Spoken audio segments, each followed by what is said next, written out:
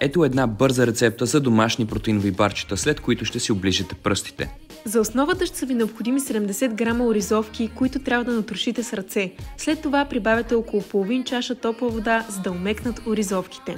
После прибавете 2 дози протеин на прах. Ние използвахме шоколадовия Just Whey протеин на Jim Beam. Започнете да разбърквате, като при необходимост можете да добавите още малко вода. На водна баня разтопете 100 грама черен шоколад. По-голямата част от разтопения шоколад изсипете към оризовките и разбъркайте отново, а другата част запазете за накрая. В подходящ съд върху хартия за печене излейте сместа и я разпределете равномерно. По желание отгоре добавете фъстъчено масло и шоколадови парченца за още по-приятен вкус.